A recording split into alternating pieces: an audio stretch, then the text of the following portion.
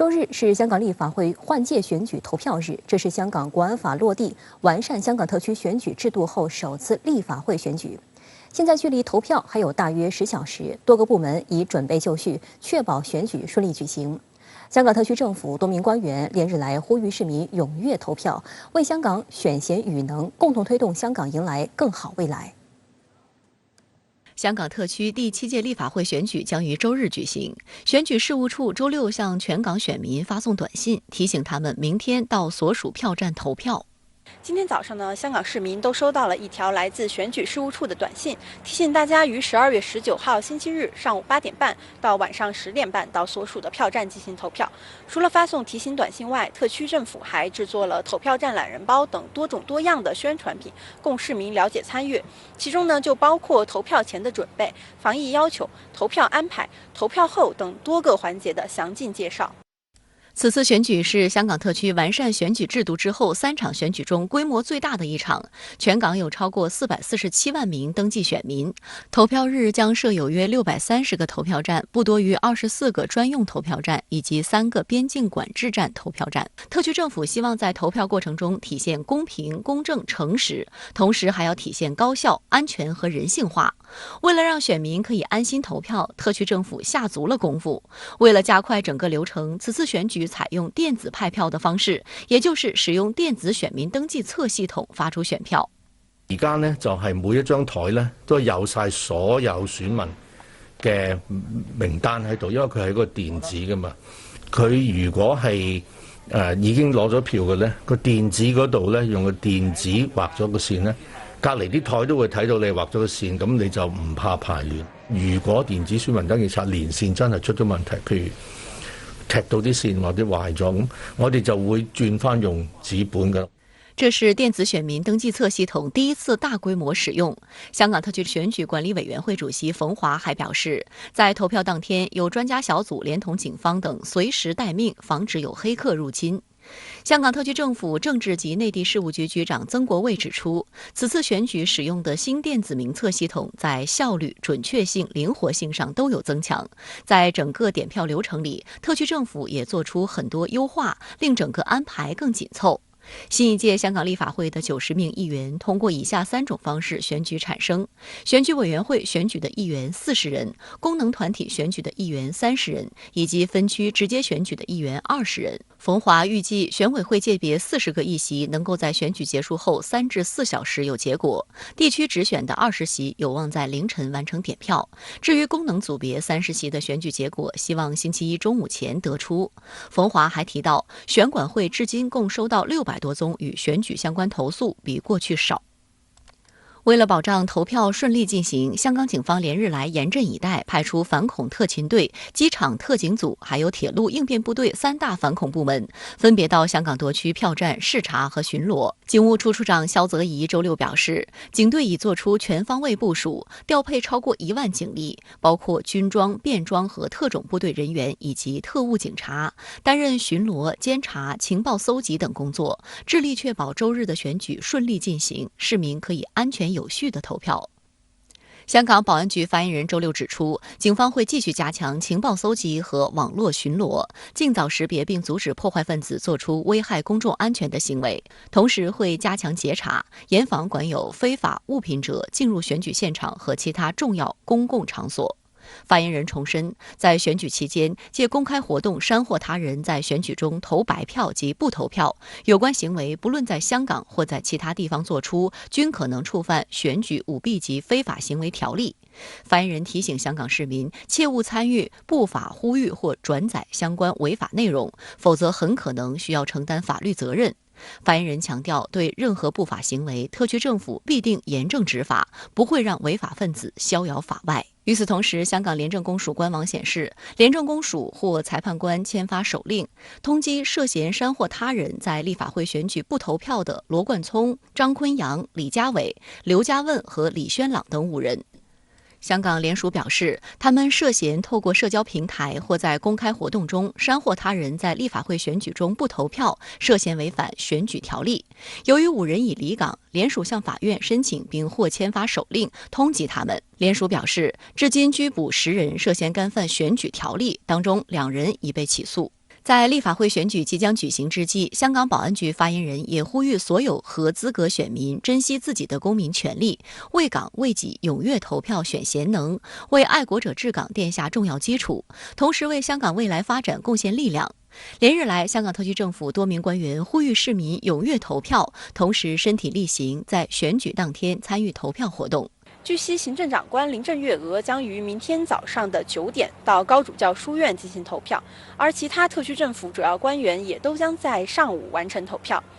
我们观察到选举前的气氛是相当热烈的，近几天候选人在街头进行宣传，数百辆花车在全港巡游。今天早上呢，还有500多部的的士挂上国旗，贴上香港投票、履行公民责任等宣传语进行巡游。社会各方都在呼吁市民行使好公民权利，尽到公民责任，明天用好手中的神圣一票，为香港未来选出贤能，推进香港良政善治。香港特区政府政务司司长李家超发表网志表示，他怀着热切期待的心情，准备于19号投票，并迎接新一届立法会诞生。这是完善特区选举制度、落实爱国者治港原则下的首场立法会选举，意义重大。他说，香港要由治到兴，必须落实好爱国者治港原则，确保立法会有建设性，会务实解决问题。议员会为国家发展利益和香港长期繁荣稳定做实事。香港特区政府政治及内地事务局局长曾国卫强调，政府对投票率没有定下指标。全国人大常委会、香港基本法委员会副主任谭慧珠则指出，过去的选情看起来炙热，但更多的是由于政治意识形态主导，对社会造成伤害，因此不应只聚焦在投票率的高低。相关话题来连线特约评论员张思南。张先生您好。还有不到10个小时，香港2021年立法会换届选举即将拉开帷幕，外界特别关注，这是自香港国安法落地实施、选举制度完善以来，香港迎来的首场立法会选举。那么对此您有何观察？2021年香港立法会换届选举有3点重要意义：一是重塑立法会本身应有的职能。在香港特区行政主导的宪制架构之中，立法会承担制定法律、批准公共开支、监察政府工作等职能，关乎香港社会的长远发展与750万香港市民的切身福祉。此前，由于不同政治阵营之间的激烈对抗，以及部分政治势力有意将立法会作为抗拒中央对香港行使主权与治权的政治阵地，香港立法会长期难以有效开展工作。以第6届立法会为例，2016年至2020年4年间举行会议141次，会议时长1711小时，远低于第5届立法会143次会议的2174小时。与此同时，召开的141次会议中，14次因议员缺席而流会，5%的总会议时间被浪费在了频繁点名之上。70名议员中的25人因冲击破坏会议秩序而被逐出97次，创下香港立法会历来之最。这一切的直接结果就是，截至2020年第6届立法会原本届满日期，特区政府提出的89项条例草案仅通过78项，13项公共开支项目面临被拉布致死的命运，涉及金额8959亿港币，占当年香港 GDP 的33%，代价不可谓不惨重。尽管随着国家果断出手，第6届立法会在延任1年多的时间之中得以恢复正常议事，但此举只是过渡性安排，要彻底避免香港立法会再次陷入此前的乱局，为香港选择一个光明美好的未来，港人有必要也必须要站出来参与此次选举，基于新选制选出新一届立法会议员，推动立法会对香港未来发展做出应有的贡献。二是确保爱国者治港原则全面准确落实。此次选举在重塑立法会职能的同时，更根本的意义在于彰显香港社会长期以来被忽视的一项政治伦理，那就是只有承认并自觉尊重、维护中央对香港主权与治权的人士，才有资格成为公权力者。在新选制和资格审查委员会的把关之下，只有爱国者才能入闸，只有爱国者才能参选，只有爱国者才能最终宣誓就任议员。从全过程保障反中乱港势力及其背后的境外黑手在香港政坛再无一席之地，为香港由治及兴、一国两制行稳致远奠定制度基础。而这一点也有着社会共识作为支撑。香港紫荆研究院最新民调显示，77.8%的选民认为此次选举对香港未来至关重要。3是为香港进一步的民主发展提供引导。曾经是香港民主党成员的参选人狄志远近日在接受深圳卫视采访时表示，中央答应香港要实现双普选。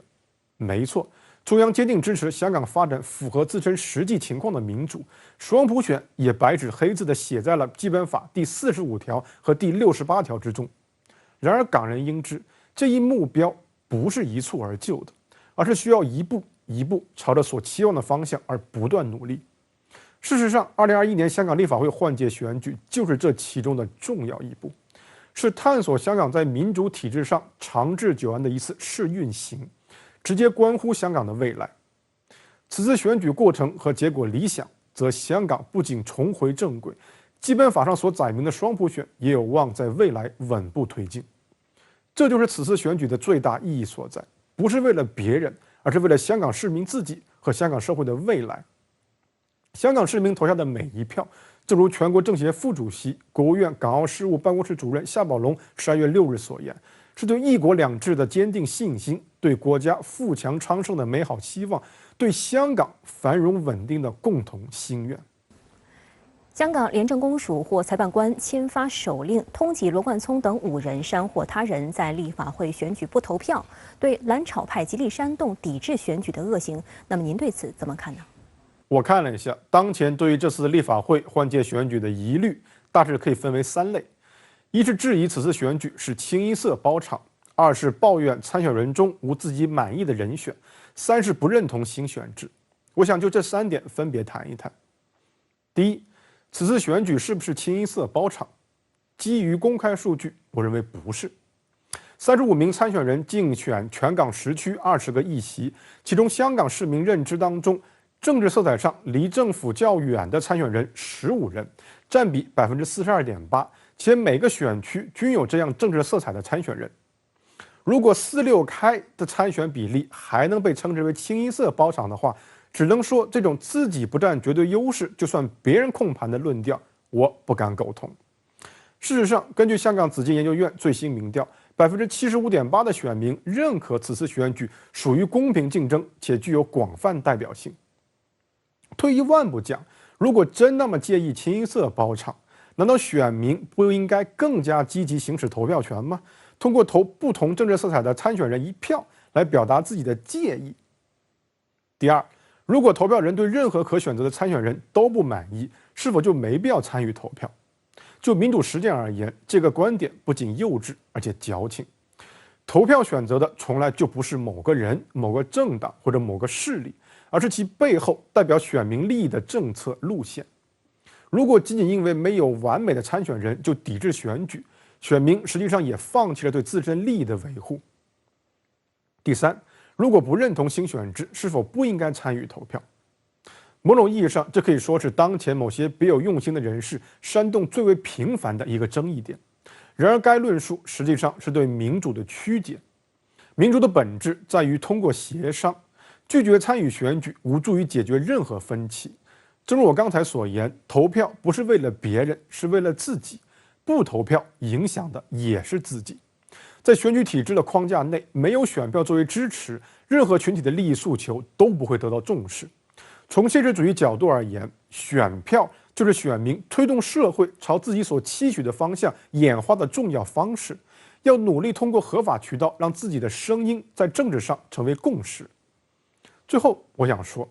无论是特区政府、香港社会各界，还是中央政府，呼吁香港市民站出来投票，不是因为需要大家投票，而是不希望香港市民留下遗憾。好的，谢谢张先生在线与我们分享您的观点，谢谢。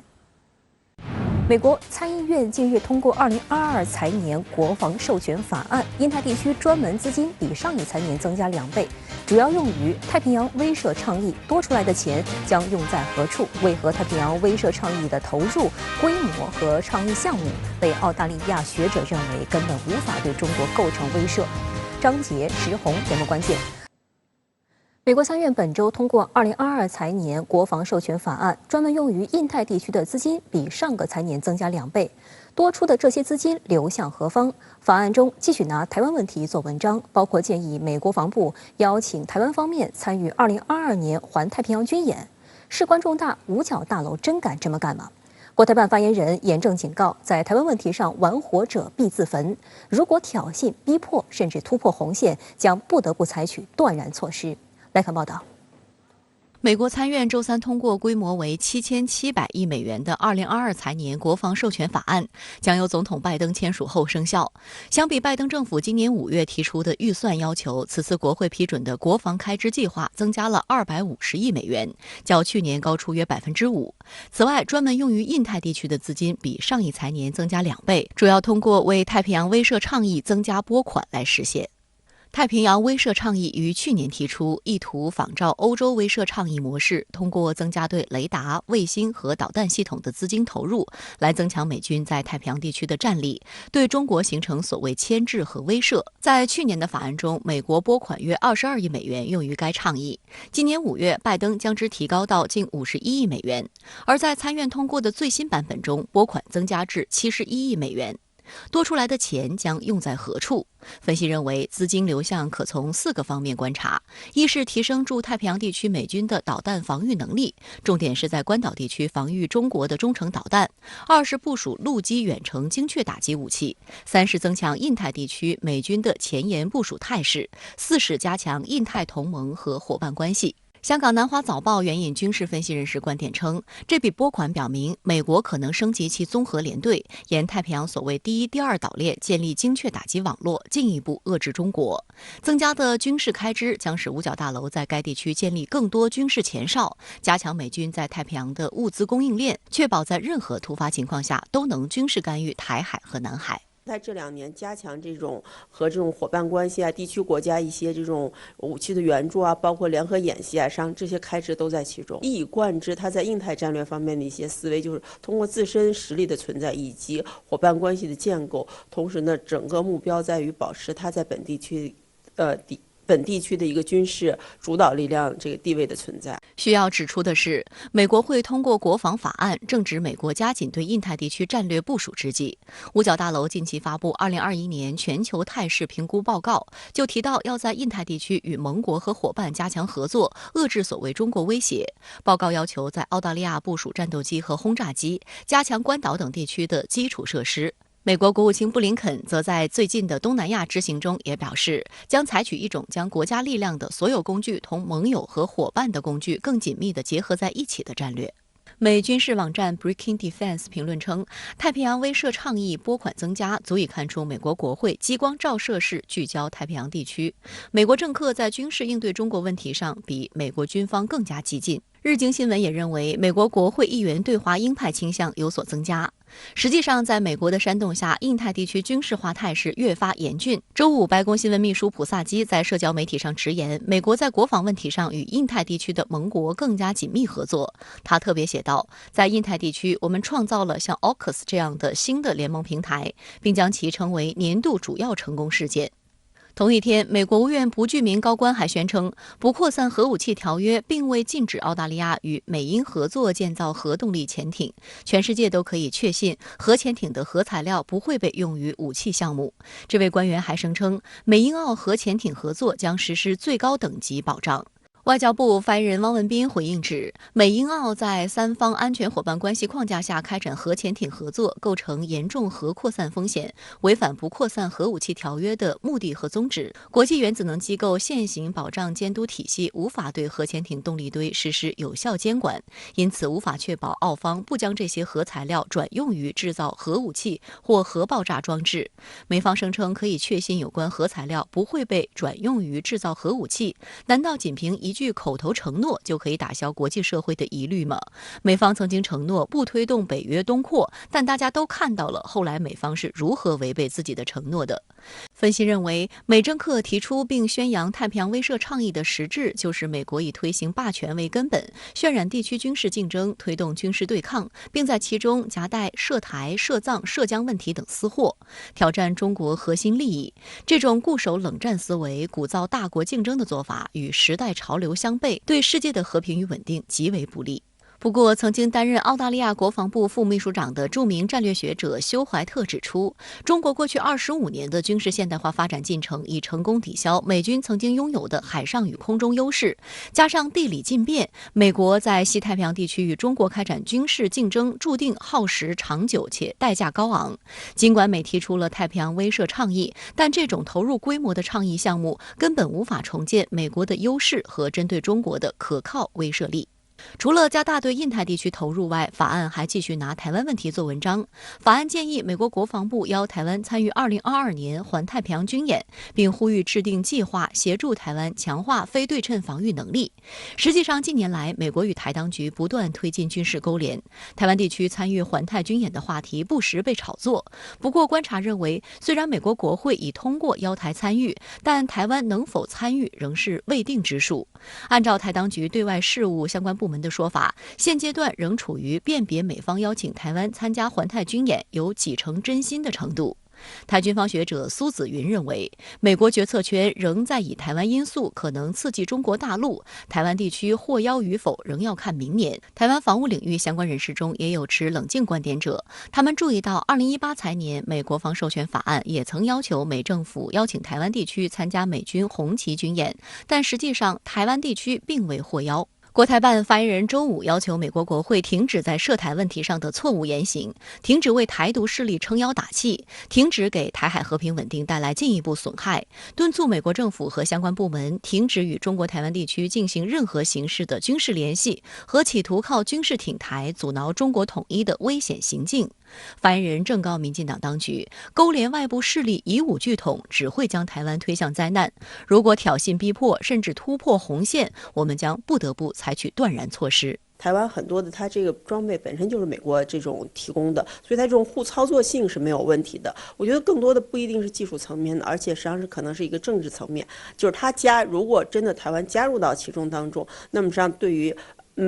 中美关系会产生什么样实际性的一个冲击？中方会强烈的反对的。值得注意的是，随着美国印太布局的展开，日本也越来越大胆地在敏感地带疯狂试探。据日媒报道，日本防卫省计划在2022年底之前，在冲绳县石垣岛部署陆上自卫队的导弹部队，规模约为500至600人。该岛距离中国台湾岛仅200多公里，距离钓鱼岛仅170公里左右。尽管岛上民众强烈反对，日本政府仍执意为之。据悉，日本即将部署的部队包括一支配备地对舰、地对空导弹的部队，一支可以迅速应对武装攻击、大规模自然灾害的警备部队。此外，岛上还将修建军营、弹药库和训练场地等设施。可笑的是，一些所谓的台湾军事专家竟将日本引作强援，天真的声称石垣岛的导弹射程将覆盖台湾，能够威慑中国。相关话题来连线特约评论员石红。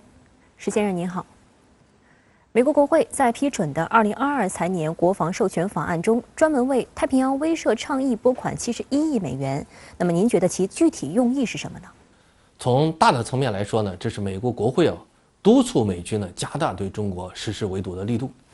其主要特点呢有这么3个：一是精准性，即专门针对中国定制的围堵计划。美国国会呢认为美国国防部之前所提出的计划太过笼统，还是传统的大面积围堵，没有针对中国的具体情况进行详细设置围堵方案，所以美国国会呢就自己下场来制定针对中国的精准围堵计划。二是时间维度上要快，美国国会呢认为美国国防部提出的一大堆装备发展计划、部队转型计划等，都是着眼于较长时期的整体性计划，见效比较慢。在此期间中国的军力必然会有更大的发展，到时候美军可能就堵不住了。因此美国国会制定太平洋威慑倡议，让美军在尽可能短的时期内，遏制中国军力的发展。说白了，就是要刀下见菜。三是美国国会借此强化对美国国防部的预算监管。以往美国国会批完钱，虽然也有监管，但是由于摊子太大，美国国会监管不过来。而这个太平洋威慑倡议则是美国国会专门设立机构，监督美军要把钱用在围堵中国方面，不能挪作他用，也不能浪费。由此也可以看出美国国会呢是在不断的扩大自己的权限，强化呢对美国政府军方的监督能力。这不仅对亚太地区的局势将会带来呢重大影响，而且也会对美国的传统政治结构带来重大的影响。简单的说，就是美国国会政府呢围绕着战略方面的主导权问题将会展开呢更加激烈的争夺。日本在石垣岛部署导弹，美媒放言日本动作瞄准台海，那么您对此如何看呢？日本在石垣岛上的部署导弹是近年来以岛链封锁中国的新举动。日本已经在鹿儿岛县的岩尾大岛、冲绳本岛和宫古岛上呢部署了导弹，加上现在的石垣岛，日本就在所谓的西南诸岛的4个岛上呢部署导弹。日本在这些岛上呢部署的导弹主要是88式、12式岸舰导弹和03式中程防护导弹，主要目的呢是依托第一岛链，用岸舰导弹呢封堵中国海军进出西太平洋的主要航道，同时呢用03式防护导弹拦截中国的战机。日本此举呢是其在军事上抛弃专守防卫，转向攻击作战的典型标志，明显呢在加剧周边安全局势，特别是让东北亚地区变得更加的紧张。但是日本想通过在第一岛链上不断部署导弹来封锁中国，那是痴心妄想。日本不要忘了，现在早已不是1894年。日本在综合国力上与中国的差距越来越大。如果呢以武力搞对抗，最终的结果呢只会是搬起石头砸了自己的脚。好的，谢谢石先生在线与我们分享您的观点，谢谢。再来关注岛内的消息，由中国国民党和岛内团体发起的所谓4大公投案，周六上午开始接受台湾民众投票。国民党和民进党近日都在把握最后机会催票，绿营几乎全党陷入疯狂，蔡英文更是带头造谣，将公投内容之一的反莱猪偷换成反美猪，硬把公投与所谓抗中保台挂钩，操弄成两岸的政治对决。而根据最新消息，周六晚上开票结果已经出炉，4项公投案全被否决，不同意票都突破400万张，且多于同意票。国民党主席朱立伦称对结果表示遗憾，岛内资深媒体人赵少康则表示，4大公投均未通过，台湾在民进党治下已没是非可言。周六上午，台湾地区前领导人马英九、国民党主席朱立伦等人各自前往所属投票点投下自己的一票，并呼吁民众以实际行动展现民意。公投并不是某一个个人，不是某一个政党会赢，而是让大家展现出民意。那这4大公投都是民生议题，我们也希望大家踊跃出来投票。拥有较强民意基础的几位县市长也前往投票。投票是公民的权利的，但它也是一种义务的，所以可以的话还是尽量来投票，因为是表达一个公民的意志力把自己的充分的理性科学思虑以后，盖下我心目中应该表达的意见。国民党在前一天盘点民进党最近使出的10大剑招，包括混淆招、诉讼招、恐吓招、假消息招、假图招等。当晚，国民党还在台北市举办民主首夜活动，展开马拉松式宣讲。朱立伦、马英九、洪秀柱等人登台，蓝营县市长或视频现身，或亲自参与。民进党当局领导人蔡英文周五也在社交媒体发布催票视频，召集辣台派参加当晚在台北和高雄举办的大型公投说明会。周六上午，蔡英文自己投完票，还不忘在现场催票。今天我们希望大家都出来投票，投下4个不同意。绿营几名大佬也纷纷现身投票。周六的4大公投从上午8时开始投票，直至下午4时。数据显示，有投票权的人数为1982.5万。根据规定，有效同意票达投票权人总额1/4，且有效同意票超过不同意票，公投就算通过。所以这次公投案通过门槛是同意票达495.6万票，且要多于不同意票。4大公投案中最受关注的是反莱猪案。一些外媒评论说，如果此案通过，不排除台当局与美国的关系将受到冲击。压力之下，民进党故技重施，将公投诉诸所谓恐中反中。中时电子报称，蔡英文等人宣扬的逻辑是，如果反莱猪过关，美国就会不高兴，就不会帮台湾。不但与美国的经贸谈判无以为继，台湾也无法加入其他国际经贸组织，没有办法走出台湾，在经济上就只能依赖大陆。为了配合自己的政治操弄，蔡英文日前使出假图招，在岛内遭到痛批。他在脸书发布的一张宣传图片里，反莱猪进口就被篡改成禁止美猪进口，分明就是在移花接木、混淆视听。而民进党把这样子的欺骗放大到整个所有的群体，那是集体催眠。台湾的完全被催眠了，所以他以前这样，他现在可以变这样，可是他说谎的原因，竟然没有人想说是，如果你是光明正大，何必说谎？所以民进党的愚民政策很成功，他在这一次证明了他操控人民思想的能力，完完全全可以主宰接下来的好几年，哪怕骗。大家都不会把骗拿出来讨论。美国也有人帮腔，甚至出言威胁。据台湾东森新闻云报道，曾在美国国务院任职的唐伟康称，如果公投结果阻止美国莱猪出口台湾，那么这在其他国家和地区将被视为对科学合理政策的负面逆转，是政治化过程。这将影响台湾作为贸易伙伴的形象，也可能使深化美台经济关系的努力受挫。对此，有岛内网民犀利地称，美国终于露出马脚，开始威胁了。周五晚，台湾地区前领导人马英九在国民党首夜活动中就呼吁反对美国莱猪输台，谴责民进党当局不该对美国卑躬屈膝到这个地步。台北市长柯文哲也痛批蔡英文两套嘴脸，带头说谎造假。你去看看他以前怎么骂莱猪的，抛一个题目两套嘴脸，这个实在是 OK。政策不是不能改，那你要出来道歉呢、你要出来说明啊，不是那个一副就是我快抬头就阿白的当年那种态度的，啊，我你随便拿，我动算了，我你随便拿，带头说谎造假，不是这样吗？当然他可以说啊，小编写错，那你就出来道歉呐、我也常常在道歉呢、不可以这样啦，你反莱猪变反美猪啊，这个就是认知作战嘛。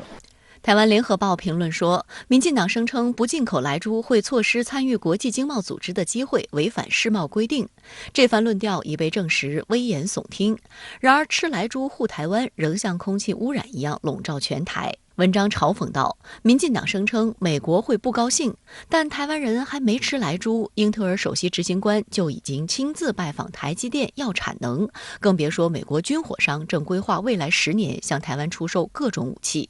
台湾退休教授林宝纯撰文称，从本质上来说，反莱猪是食品安全问题，公投绑选举是选举技术性问题，珍爱藻礁和重启核四兼具能源和环保议题，这些都是攸关台湾未来发展的政策。民进党自知从理性和科学层面无法说服民众，就利用民粹挑起恐惧，高举抗中保台大旗，名为保台，实为保卫自己的政权。